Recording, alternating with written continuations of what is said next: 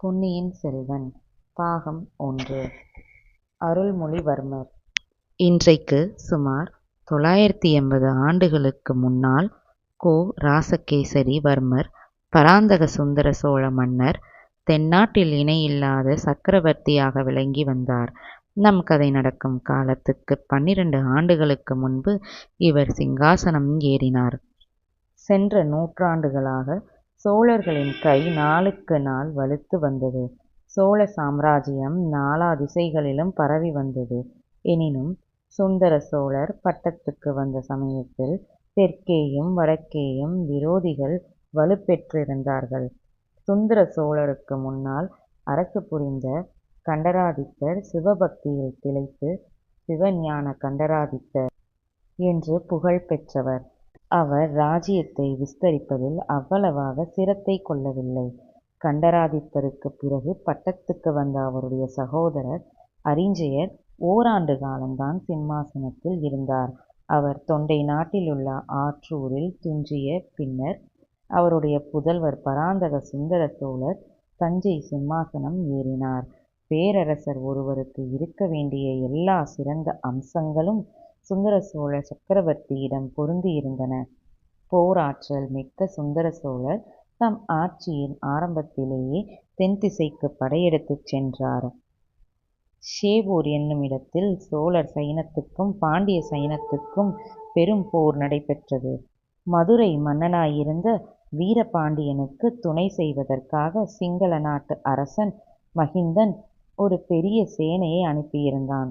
சோழர்களின் மாபெரும் வீர சைனம் பாண்டியர்களுடைய சேனையையும் சிங்கள நாட்டு படைகளையும் சேவூரில் முறியடித்தது. வீரபாண்டியன் படையிழந்து முடியிழந்து துணை இழந்து உயிரை மட்டும் காப்பாற்றி கொண்டு போய் களத்திலிருந்து ஓடி தப்பித்தான்.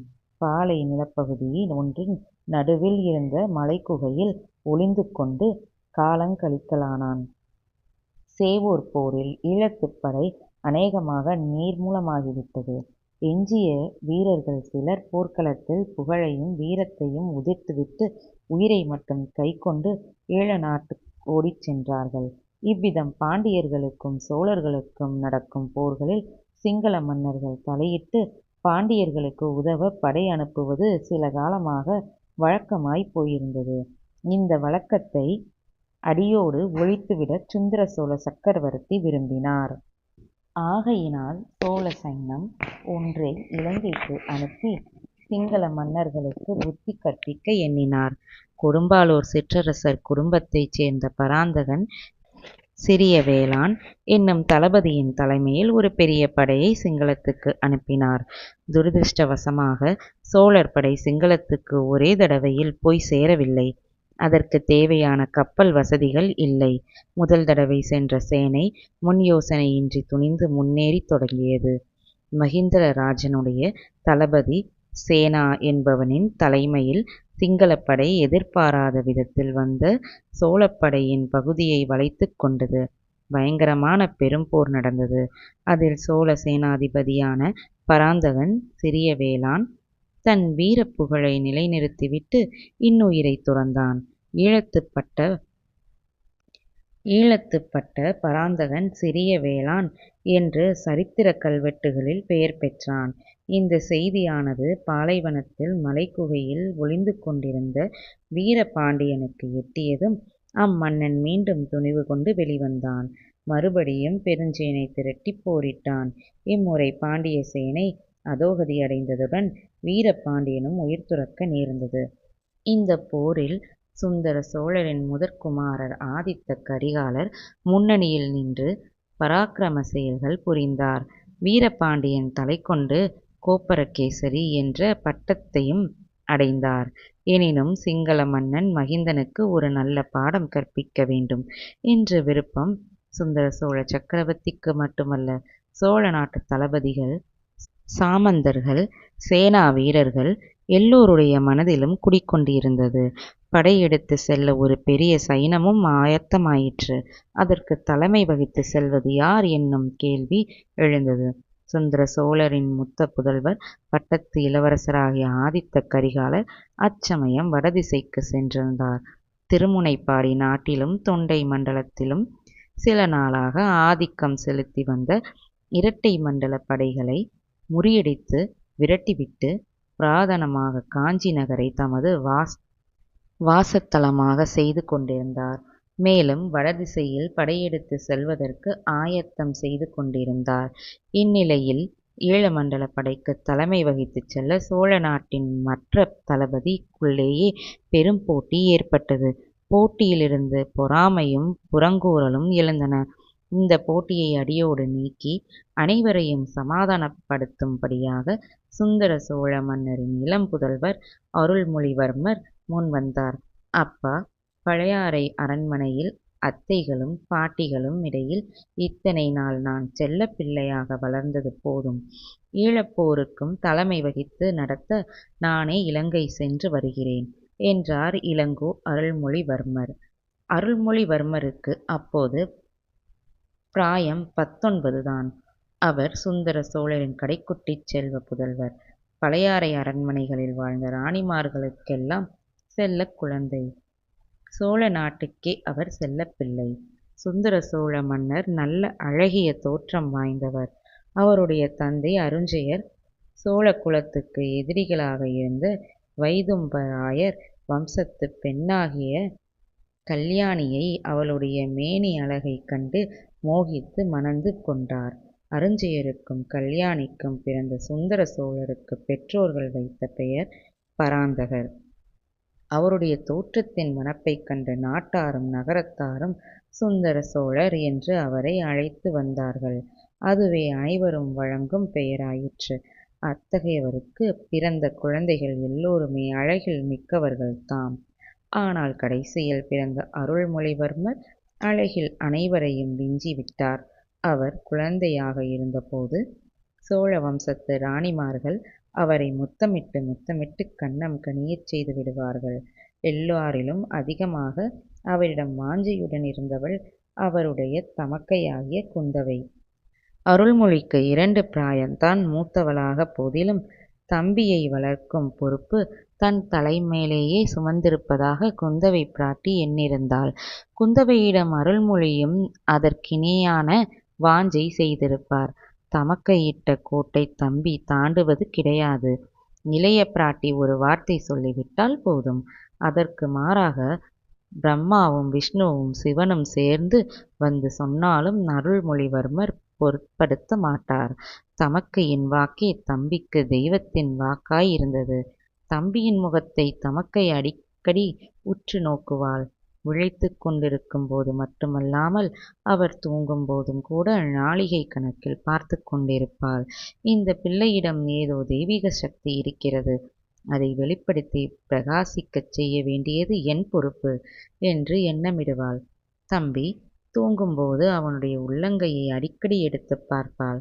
அந்த கைகளில் உள்ள ரேகைகள் சங்கு சக்கர வடிவமாக அவளுக்குத் தோன்றும். ஆஹா, உலகத்தை ஒரு குடைநிழலில் அரசு புரிந்திட பிறந்தவன் அல்லவா இவன் என்று சிந்தனை செய்வாள். ஆனால் சோழ சிங்காசனத்தில் இவன் ஏறுவான் என்று எண்ணுவதற்கே இடமிருக்கவில்லை. இவனுக்கு மூத்தவர்கள், பட்டத்துக்குரியவர்கள் 2 பேர் இருந்தார்கள். பின் இவனுக்கு எங்கிருந்து ராஜ்யம் வரப்போகிறது? என்ற சிம்மாசனத்தில் இவன் ஏறப்போகிறான். கடவுள் சித்தம் எப்படியோ? யார் கண்டது? உலகம் மிக விசாலமானது. எத்தனையோ தேசங்கள், எத்தனையோ ராஜ்யங்கள் இவ்நில உலகில் இருக்கின்றன. புஜபல பராக்கிரமத்தினால் ஒரு நாட்டிலிருந்து இன்னொரு நாடு சென்று சிங்காதனம் ஏறி ராஜ்யம் ஆண்டவர்களைப் பற்றி கதைகளிலும் காவியங்களிலும் நாம் கேட்டதில்லையா? கங்கை நதி பாயும் வங்க நாட்டிலிருந்து துரத்தி அடிக்கப்பட்ட இளவரசன் படகிலேறி இலங்கைக்குச் சென்று அரசு புரியவில்லையா? 1000 வருஷமாக அந்த சிங்கள ராஜ வம்சம் நிலைத்து நிற்கவில்லையா? இவ்விதமாக குந்தவை பிராட்டி ஓயாது சிந்தித்து வந்தாள். கடைசியாக இலங்கைக்கு அனுப்பும் சைன்யத்துக்கு யார் தளபதியாகப் போவது என்று விவாதம் எழுந்தபோது அதற்குரியவன் அருள்மொழிதான் என்று முடிவுக்கு வந்தாள். தம்பி அருள்மொழி, உன்னை ஒரு கணம் பிரிந்திருப்பதென்றாலும் எனக்கு எத்தனையோ கஷ்டமாய்தான் இருக்கிறது. ஆயினும் நான் உன்னை போகச் சொல்ல வேண்டிய சமயம் வந்துவிட்டது. இலங்கை படையின் தலைவனாக நீதான் போக வேண்டும் என்றாள். இளவரசர் குதூகலத்துடன் இதற்கு சம்மதித்தார். அரண்மனை வாழ்விலிருந்தும் அந்தப்புர மாதரசிகளின் அரவணைப்பிலிருந்தும் எப்போது தப்புவோம் என்று அருள்மொழிவர்மனின் உள்ளம் துடித்துக் கொண்டிருந்தது. அருமை தமக்கையே இப்போது போகச் சொல்லிவிட்டாள். இனி என்ன தடை? குந்தவை தேவி மனம் வைத்து விட்டால் சோழ சாம்ராஜ்யத்தில் நடவாத காரியம் ஒன்றுமே கிடையாது. இளங்கோ அருள்மொழிவர்மர் தென்திசை சோழ சைன்யத்தின் மாதண்ட நாயக்கரானார். இலங்கைக்கும் போனார். அங்கே படைத்தலைமை வகித்து சில காலம் போர் நடத்தினார். ஆனால் போர் எளிதில் முடிகிறதா இல்லை. அவர் போர் நடத்திய முறைக்கு மற்றவர்களின் போர் முறைக்கும் வித்தியாசம் இருந்தது. தாய்நாட்டிலிருந்து அவர் வேண்டியபடியெல்லாம் தளவாடங்களும் சாமக்கிரியையும் சரியாக வந்து சேரவில்லை. ஆகையால் இடையில் ஒரு தடவை தாய்நாட்டுக்கு வந்திருந்தார். தந்தையிடம் சொல்லி தன் விருப்பத்தின்படி எல்லா ஏற்பாடுகளையும் செய்து கொண்டார். மறுபடியும் ஈழத்துக்குச் செல்ல ஆயத்தமானார். அருமை தம்பியை போர் முகத்துக்கு அனுப்புவதற்கு குந்தவை தேவி பழையாறையின் பிரதான மாளிகையில் மங்கள நிகழ்ச்சிகளை ஏற்பாடு செய்திருந்தாள். அருள்மொழித்தேவர் புறப்பட்டபோது அரண்மனை முற்றத்தில் வெற்றி முரசுகள் முழங்கின. சங்கங்கள் ஆர்ப்பரித்தன. சிறுபறைகள் ஒலித்தன. வாழ்த்து கோஷங்கள் வானை அளாவின. சோழ குலத்து தாய்மார்கள் அனைவரும் அரண்மனையின் செல்ல குழந்தைக்கு ஆசி கூறி நெற்றியில் மந்திரித்த திருநீற்றை இட்டு திருஷ்டி கழித்து வழி அனுப்பினார்கள். அரண்மனை வாசலின் முகப்பில் அருள்மொழிவர்மர் வீதி வாசற்படியில் இறங்க வேண்டிய இடத்தில் குந்தவை தேவியின் தோழி பெண்கள் கைகளில் தீபமேற்றி தங்கத் தட்டுகளை ஏந்திக் கொண்டு நின்றார்கள். தோழி பெண்கள் என்றால் சாமானியப்பட்டவர்களா? தென்னாட்டில் உள்ள புகழ்பெற்ற சிற்றரசர்களின் குடும்பங்களைச் சேர்ந்தவர்கள். பழையாறை அரண்மனையில் செம்பியன் மாதேவிக்கு பணிவிடை செய்வதையும் குந்தவை பிராட்டிக்கு தோழியாக இருப்பதையும் பெறக்கரும் பாக்கியமாக கருதி வந்தவர்கள். அவர்களிலே கொடும்பாளூர் சிறிய வேளாரின் புதல்வி வானதியும் இருந்தாள். இளவரசர் சற்று தூரத்தில் வருவதை பார்த்ததும் அந்த பெண் எல்லோருக்குமே மனக்கிளர்ச்சி அடைந்தார்கள். இளவரசர் அருகில் வந்ததும் கையில் ஏந்திய தட்டுகளை சுற்றி ஆரத்தி எடுத்தார்கள். அப்போது வானதி மேனி முழுவதும் திடீரென்று நடுங்கிற்று. கையில் இருந்த தட்டு தவிறி கீழே விழுந்தது. டனார் என்ற சத்தத்தை உண்டாக்கியது. அடடா, இது என்ன அபசகுணம் என்ற எண்ணம் எல்லோருடைய மனதிலும் உண்டாயிற்று. ஆனால் தட்டு கீழே விழுந்த பிறகும் திரி மட்டும் எரிந்து கொண்டிருப்பதை பார்த்துவிட்டு அனைவரும் நிம்மதி அடைந்தார்கள். இது மிக நல்ல சகுனம் என்றே முதியவர்கள் உறுதி கூறினார்கள். எவ்வித காரணமும் இன்றி பீதியும் கலக்கமும் அடைந்த தட்டை நழுவவிட்ட பெண்ணை பார்த்து புன்னகை பூர்த்து விட்டு இளங்கோ அருள்மொழிவர்மர் மேலே சென்றார். அவர் அப்பால் சென்றதும் வானதியும் மயக்கமடைந்து கீழே சுருண்டு விழுந்து விட்டாள். ஆகா, இப்படிப்பட்ட தவறு செய்து விட்டோமா என்று எண்ணமே வானதியை அவ்வாறு மூர்ச்சையடைந்து விழும்படி செய்துவிட்டது. குந்தவையின் கட்டளையின் பேரில் அவளை மற்ற பெண்கள் தூக்கிச் சென்று ஓர் அறையில் மேடையில் கிடத்தினார்கள். குந்தவை பிராட்டி தம் சகோதரர் புறப்படுவதை பார்ப்பதற்கு கூட நில்லாமல் உள்ளே சென்று வானதிக்கு மூர்ச்சை தெளிவிக்க முயன்றாள். வாசலில் நின்றபடியே வானதி சுருண்டு விழுந்ததை பார்த்துவிட்ட அருள்மொழிவர்மர் தாம் குதிரையின் மீது ஏறுவதற்கு முன்னால் விழுந்த பெண்ணுக்கு எப்படி இருக்கிறது, மயக்கம் தெளிந்ததா என்று விசாரித்து வர ஆள் அனுப்பினார். விசாரிக்க வந்தவனிடம் குந்தவை தேவி, இளவரசரை இங்கே சிறிது வந்து பார்த்துவிட்டு போக சொல்லு என்று திரும்பி சொல்லி அனுப்பினாள். தமக்கையின் சொல்லை என்றும் தட்டியிராத இளவரசர் அவ்விதமே மீண்டும் அரண்மனைக்கு வந்தார். வானதியை தம் தமக்கை மார்பின் மீது சாத்திக் கொண்டு மூர்ச்சை தெளிவிக்க முயன்று கொண்டிருந்த காட்சி அவருடைய மனதை உருக்கியது. அக்கா, இந்த பெண் யார்? இவள் பெயர் என்ன என்று இளங்கோ கேட்டார். கொடும்பாளூர் சிறிய வேளாரின் மகள். இவள் பெயர் வானதி. கொஞ்சம் பயந்த சுபாவம் உடையவள் என்றாள் குந்தவை. ஆகா, இப்போது இவள் மூர்ச்சையாகி விழுந்ததன் காரணம் தெரிந்தது. இந்த பெண்ணின் தந்தைதானே இலங்கை சென்று மீண்டும் வராமல் போர்க்களத்தில் மாண்டார். அதை நினைத்து கொண்டால் போலிருக்கிறது என்றார் இளவரசர். இருக்கலாம். ஆனால் இவளை பற்றி நீ கவலைப்பட வேண்டாம். நான் பார்த்து கொள்கிறேன். இலங்கை சென்று விரைவில் வெற்றி வீரனாக திரும்பி வா. அடிக்கடி எனக்கு செய்தி அனுப்பிக் கொண்டிரு என்றாள் இளைய பிராட்டி. ஆகட்டும், இங்கே ஏதாவது விஷயம் நிகழ்ந்தாலும் எனக்கு செய்தி அனுப்புங்கள் என்றார் இளங்கோ.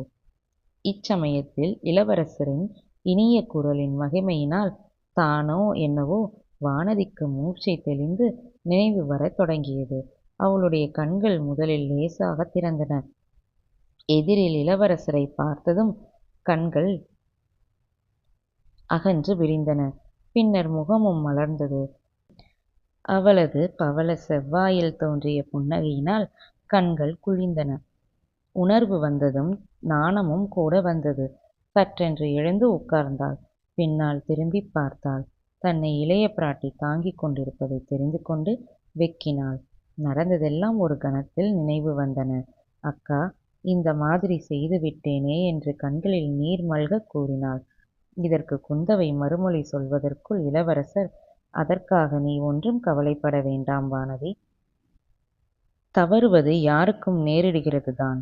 மேலும் உனக்கு அவ்விதம் நேருவதற்கு முக்கிய காரணமும் இருக்கிறது. அதை தான் இளைய பிராட்டியிடம் சொல்லிக் கொண்டிருந்தேன் என்றார்.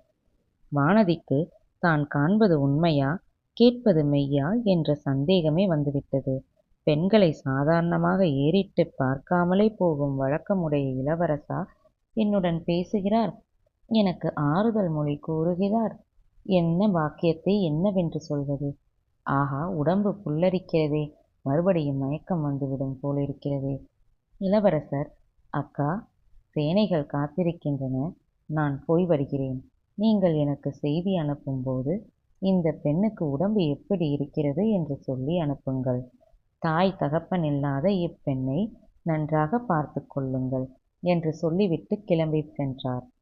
இவற்றையெல்லாம் குந்தவை தேவியின் மற்ற தோழி பெண்கள் மேல் மாடங்களில் இருந்து பல கனிகளின் வழியாக பார்த்து கொண்டும் கேட்டுக்கொண்டும் இருந்தார்கள். அவர்களுடைய உள்ளங்களில் பொறாமை தீ கொழுந்துவிட ஆரம்பித்தது. அன்று முதல் குந்தவை பிராட்டி வானதியிடம் தனி அன்பு காட்டத் தொடங்கினாள். தான் கற்றிருந்த கல்வியையும் கலைகளையும் அவளுக்கு கற்பித்தாள். எங்கே போனாலும் அவளை தவறாமல் கூட அழைத்துச் சென்றாள். அரண்மனை நந்தவனத்துக்கு வானதியை அடிக்கடி அழைத்துச் சென்று அந்தரங்கம் பேசினாள். தன் இளைய சகோதரனுடைய வருங்கால மேன்மையை குறித்து தான் கண்டு வந்த கனவுகளையெல்லாம் அவளிடமும் சொன்னாள். அதையெல்லாம் வானதியும் சிரத்தையுடன் கேட்டாள். மேலும் கூறிய நிகழ்ச்சிகள் பிறகு வானதி இன்னும் 4-5 தடவை உணர்வு இழந்து மூர்ச்சையடைந்தாள். அப்போதெல்லாம் குந்தவை பிராட்டி அவளுக்கு தக்க சிகிச்சை செய்து திரும்பி உணர்வு வருவித்தாள். மூர்ச்சை தெளியும் போது வானதி விம்மி விம்மி அழுது கொண்டே எழுந்திருப்பாள். என்னடி அசடே, எதற்காக இப்படி அழுகிறாய் என்று குந்தவை கேட்பாள். தெரியவில்லையே அக்கா, மன்னியுங்கள் என்பாள் வானதி. குந்தவை அவளை கட்டிக்கொண்டு உச்சி முகந்து ஆறுதல் கூறுவாள். இவையெல்லாம் மற்ற பெண்களுக்கு மேலும் மேலும் பொறாமையை வளர்த்து கொண்டிருந்தன. எனவே குந்தவையும் வானதியும் ரதம் ஏறி குடந்தை சோதிடரிடம் வீட்டுக்குப் போன பிறகு மேற்கூறியவாறெல்லாம் பேசிக்கொண்டது இயல்பே அல்லவா? நன்றி.